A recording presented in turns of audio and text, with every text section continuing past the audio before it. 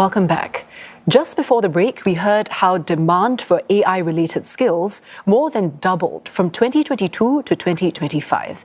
SkillsFuture Singapore is tightening its course funding guidelines, a move aimed at raising the quality and relevance of workforce training.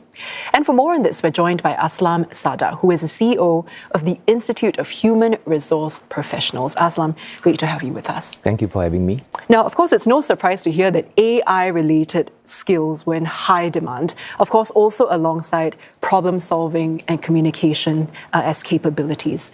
In your view, is Singapore's workforce sufficiently prepared when it comes to these skills, and are there any gaps that we need to be mindful of? Yeah, good question. I think overall, the Singapore workforce, they do recognize the importance of skills in AI, problem-solving, and communications.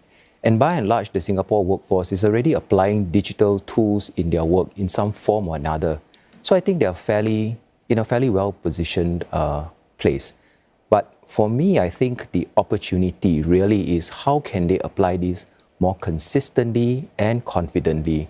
Workers actually, when they think of skills, they ask themselves how can they apply skills in their roles, in their tasks, so that they can perform those tasks better. And I think this is where the opportunity lies when we think of these skills. Yeah, so more specific application of AI, you think, should be the focus. So let's look more closely at the AI-related skills then. What are some of the gaps here? Because, you know, we see that generative AI, a lot of people are interested in those skills. But how about organizations? Are they interested in workers that have more advanced AI knowledge, for instance? I think for most workers, it's really about having the confidence to apply AI in their work for the broad AI tools available. Workers, by and large, are already using it in their day-to-day personal applications, and some of them are already applying it at work. But there will definitely be some organizations who may require more specific, more specialized AI skills. But they are really not for every worker in the organization.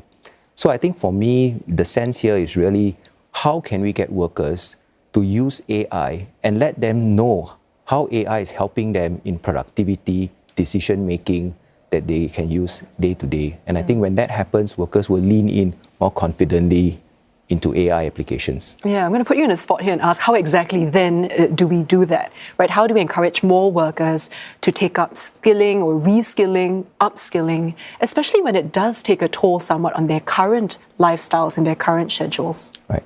I think it's all about relevance and confidence. I think for the first thing we need to do is to show the workers the relevance of how AI helps them in their work, right? Is it helping them to improve in decision making? Is it helping them improve in analysis? Is it producing a better first version of a report, and then they can use it to further fine-tune? I think when workers can start to see these capabilities being applied and the benefits they get, then I think they will adopt AI more confidently. And when that happens, workers will naturally lean in because they can see the benefit accrue. Yeah. What then do you think are the challenges that workers themselves face? You know, if the benefits are so apparent and if companies do make that more clear upfront, why is it so challenging for workers to take the time to reskill and upskill? What do you think are the obstacles in the way of that? Yeah. I think there are some very valid reasons why there are concerns about reskilling and upskilling. I think the most common one we always hear is time.